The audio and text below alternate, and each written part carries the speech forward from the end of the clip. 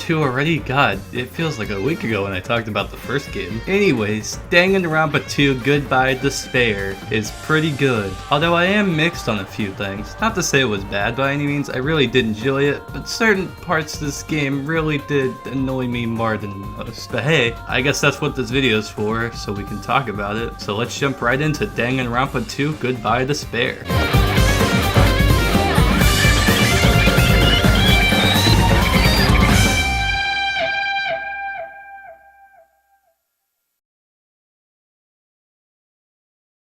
How's about we put 8 hours on the clock and start that thing from now? Okay, let's go over this quickly. In Danganronpa 2, you play as Hajime Hinata. It's your first day at Hope's Peak Academy. You meet your classmates for a funny little creature takes you to an island and tells you to get along so you can get hope fragments. What are they? They're like crystals of hope. I don't know, man. They're just there. We start having fun before Monokuma shows up and tells us to kill each other. Just like the last game, each chapter follows a similar formatting, being hanging out, exploring, murder, investigation, trial, execution, yada yada repeat. It's the same for most trials, except at the end of trials where you learn a small bit of tidbit about the world and just stuff to help with lore, although I still am really confused. That is until we get to chapter 6 where shit starts to really go down. We go back to Hope's Peak Academy somehow, and it's revealed we're in a simulation. Also, Alter Ego's there. Hello, Alter Ego. So is Makoto. It's odd. A lot of shit happens in the final chapter. Also, Junko's back. Holy shit. We also find out that we're a completely different person called... I forgot, I'll throw it up on screen. But after we find that out, we reset the system and finish the game. Sure, it was odd, but I really did enjoy it. Playing this is really hard for me, so I would really recommend at least just watching someone play it if you don't want to play the game. But I do think the story is this game's best aspect, in my opinion. I don't know if I would say it's better than the first one. It probably is, although that's for you to decide. But one of the reasons I think the story works is because I do like the characters. So let's talk about them.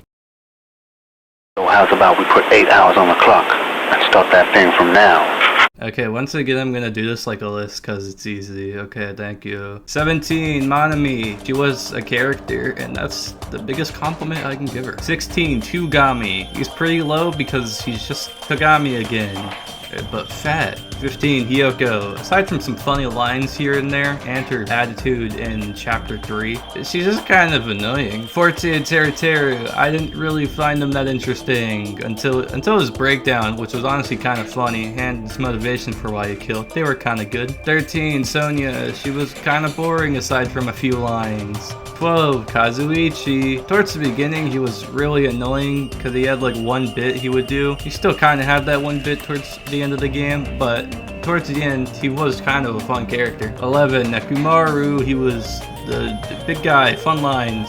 Mainly liked him after he turned into a robot. 10, Akane. She's kind of like Hina, except she wants to fight all the time. She had some fun lines. She was alright. 9, Peko. She's a really fun character. I'm upset she died in chapter 2. She only saw herself as a tool, which is honestly kind of sad. 8, Mikan. While mostly just being a punching bag the first 2 chapters, in chapter 3 she really shines as a character, and her motivation is also quite interesting. The Remember virus is a funny little tidbit. Number 7, Hajime. While I don't like him as much as Makoto, he's still a really fun protagonist with a bunch of fun lines here and there. And his reveal at the end is really neat. 6, Ibuki. She's really energetic and has a lot of fun lines. Also, her character design is just fun. 5, Fuyuhiko. In the first 2 chapters, he's just kind of rude, and that's the only character. Chapter 3 onwards, he's a fun character for a lot of growth and good moments. I did like his motivation because it relates to Pico. It was pretty good. 4, Gundam. He's just really stupid, and I love him. 3, Mahiru. She's not there for long, but she's a really nice character. She's one of the few characters whose death really did catch me off guard. Number 2, Chiaki. Throughout the story, she was a great partner for Hajime for cases, but it's also just a fun character throughout. I think it might be because I'm a gamer too. I can relate to gamers. Her reveal and death actually did kind of break me in the story, which is really funny. And finally, number 1,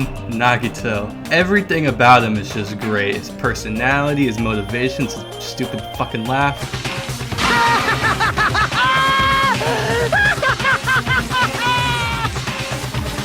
Every time he showed up, it was so much fucking fun. That's not all. We're not done yet. There's also some returning characters from Sugar Happy Havoc, so let's go over them. Number 5, Monokuma.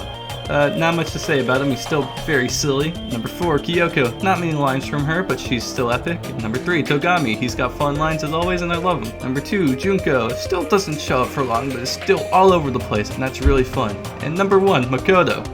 I just still really like him. Okay, guys, it's punishment time. Number 12, Mahiru. Blunt force trauma is pretty boring. Number 11, Ibuki. Well, disguised as a hanging, it's actually strangling. So I guess that bumps it up. 10, Nekomaru, he fell off. Number 9, Togami, he got stabbed with a needle. L. Number 8, Mikan. Pretty absurd, so it's alright. Number 7, Hiyoko, she got her throat slit, which is pretty upsetting for her, but also kinda boring. Number 6, Gundam, he got trampled, but the angel part is actually pretty funny. Number 5, Teru, it's very over the top. 4, Junko Alter Ego, it's certainly interesting, it is kinda funny at the end. 3, Pekko, it's very in character, but also upsetting because of what happens to Fuyuhiko. Number 2, Shiaki, I like this execution a lot, it's very funny. Finally, number 1, Nagitsu, god, he's winning on the number 1s. His death is so absurdly stupid, but it's also really in character for the asshole. Okay, that was pretty much all the characters. It's gameplay time.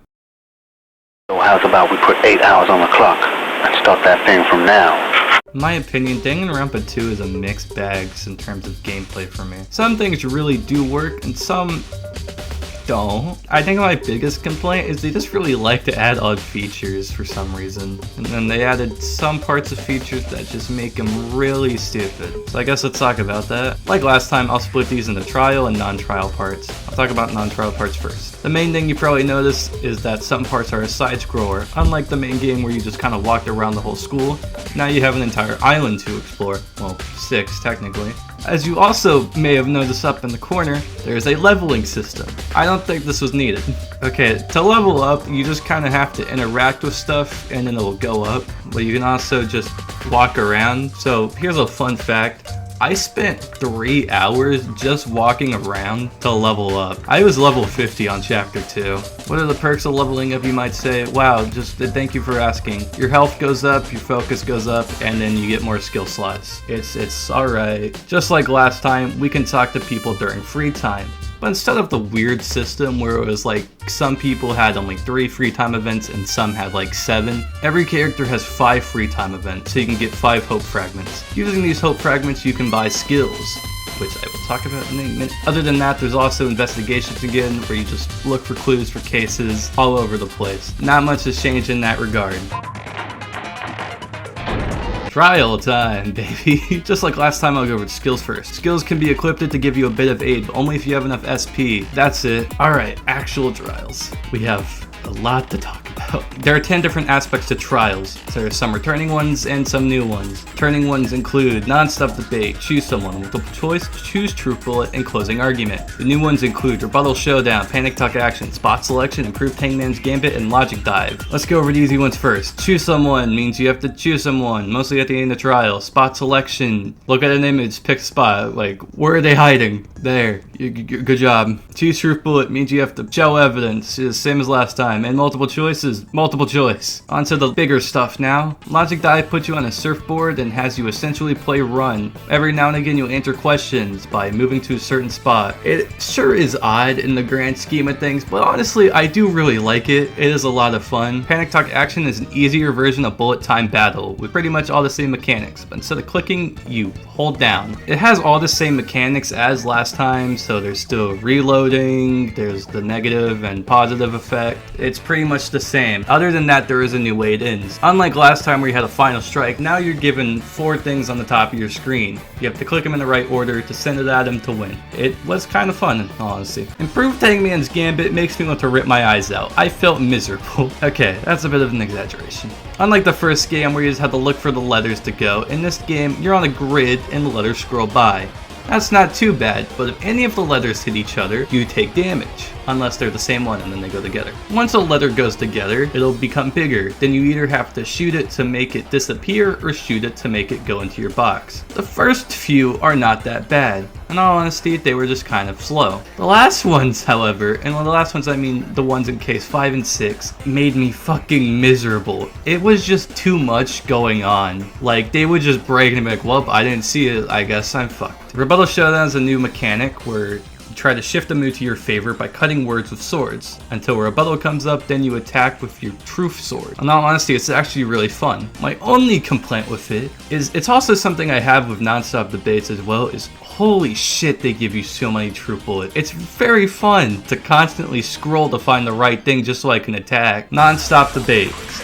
They are pretty much the same as last time. Use your truth bullets to shoot contradictions so you can continue your case. Returning with this mechanic is white noise, which has been given a slight buff because you need to shoot some of them more. The absorb mechanic's also back, where you take a statement and use it to find the contradiction. The only new mechanic for this is a thing where you can agree with people, just in blue text. Honestly, it's actually pretty neat. I don't really hate it. As I said earlier, however, my only complaint with it is the amount of truth bullets they give you. The first case, they give you an abundant amount, and by the last case, I had up to 9 truth bullets they gave me, which if I were on mean, I wouldn't really complain. I'm on fucking kind though. That's normal mode. The first game gave me 5 at the end. What the fuck is wrong with you two? Close this out, let's talk about closing arguments. You drag pictures to the right spot to fill out the story. Unlike last time where you just had to put them all in and then pray that you were right, the game will tell you if you're right or wrong. Adding all these things together make for some really hectic class trials, which even if they might annoy me in terms of gameplay, I still think they're really fun to see unfold. So how's about we put 8 hours on the clock and start that thing from now? Besides the main game, there are 3 other modes that we can talk about. First up is Island Mode. If you played School Mode in the first game, then you played Island Mode. In this mode, you look for materials, clean, and eat so you can build stuff for Monami. Then after that, you can hang out with your classmates to get hope fragments, or use trip tickets to fill up a bar for an ending. I still didn't feel like playing it in all honesty. Up next is Danganronpa If. This is an alternate universe thing of the first game, and here's my honest reaction. I'm not reading all that. Lastly is Magical Girl Monami. This mode sure is something. This mode explains how Monami destroyed the Mono Beast every chapter. And how was it, you ask? I'm running circles around you! You make a circle which hurts enemies, you can also jump on them which hurts certain enemies, although the PC controls for it are fucking miserable. Why is the attack button shift? So as a side mode it's fine, although if I were given this I would never play it. Ever again. So how's about we put 8 hours on the clock and start that thing from now? Just like the first game, I think this game has some really good songs. Whether it be investigations, walking around, or doing various activities, here's some of my favorites.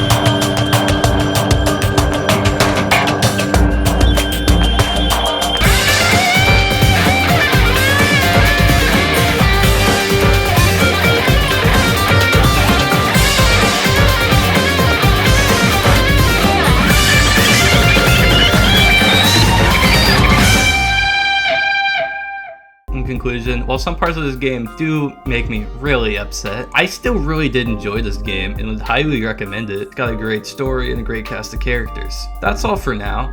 I'll be starting V3 around the same time I finish this, so expect a review on that in the nearest future, depending on how fast I finish it. Anyways, that's all for now.